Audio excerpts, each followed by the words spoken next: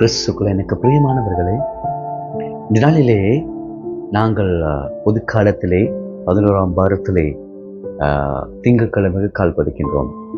இந்த நாளிலே நாங்கள் இறை வார்த்தையை சிந்திக்கின்ற பொழுது முதலாம் வாசகம் 2 கொரிந்தியர் 6ஆம் அதிகாரம் 1-10 பகுதிகளிலும், அதே போன்று நற்செய்தி வாசகம் புனித மத்தேயு எழுதிய நற்செய்தி 5ஆம் அதிகாரம் 38-42 முடிய போன்ற வசனங்களிலே நாங்கள் பார்க்கின்ற பொழுது என்பார்ந்தவர்களே, பழைய ஏற்பாட்டிலே காணப்பட்ட தன்மையினை அல்லது இந்த 10 கட்டளையை நாங்கள் பார்க்கின்ற பொழுது, மோசேயினுடைய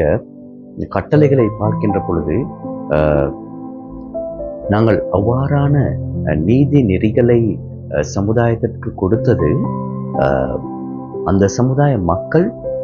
நல்ல முறையிலே வாழ்வதற்காக, சரியான நெறியில் அவர்களை வழிநடத்துவதற்காக, அவர்களை கீழ்படுத்தி நடத்துவதற்காக அல்ல, மாறாக அந்த நீதி நெறிகள் காணப்பட்டதற்கு காரணம் அவர்களை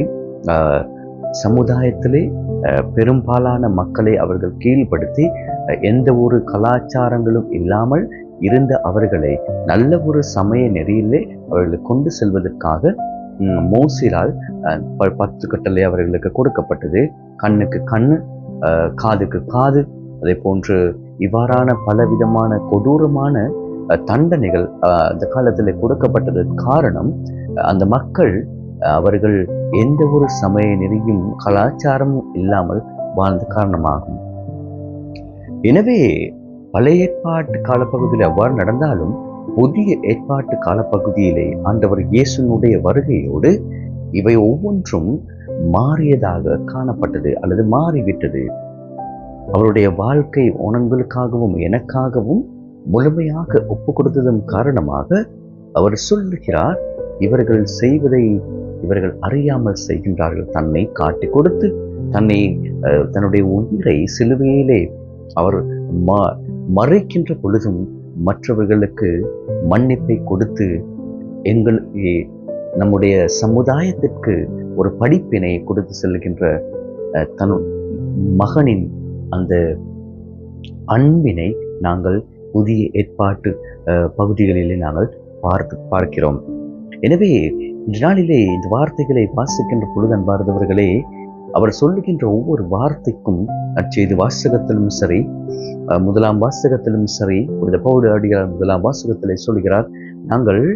ஆண்டவருக்காக கஷ்டப்பட்டோம், நாங்கள் ஆண்டவருக்காக உணவு இல்லாமல் இருந்தோம், நாங்கள் மற்றவர்களுக்கு முன்னிலையிலே நாங்கள் கீழ்த்தனமான முறையிலே நாங்கள் நடத்தப்பட்டோம். இவை ஒவ்வொன்றையும் நாங்கள் செய்தது உங்களுக்கு ஒரு படிப்பினை கொடுப்பதற்காக அல்லது மாறாக இறைவன் அவர்கள் மீது காட்டிய அன்பினை வெளிப்படுத்துவதற்காக நாங்கள் இவ்வாறு செய்தோம் என்று. அப்படியானால் இதனாலே நாங்கள் வார்த்தையை வாசிக்கின்ற பொழுது, கிறிஸ்தவர்கள் என்ற ரீதியிலே நீங்களும் நானும் எவ்வாறான ஒரு வாழ்க்கை முறையை நாங்கள் வாழ்ந்து கொண்டிருக்கின்றோம், எவ்வாறான வாழ்க்கையை நாங்கள் மற்றவர்களுக்கு எடுத்துக்காட்டான ஒரு வாழ்க்கையாக எங்களுடைய வாழ்க்கை இருக்கின்றதா, மற்றவர்களை எங்களால் மன்னிக்கக்கூடிய மனப்பான்மை எங்களிடம் இருக்கின்றதா, நாங்கள்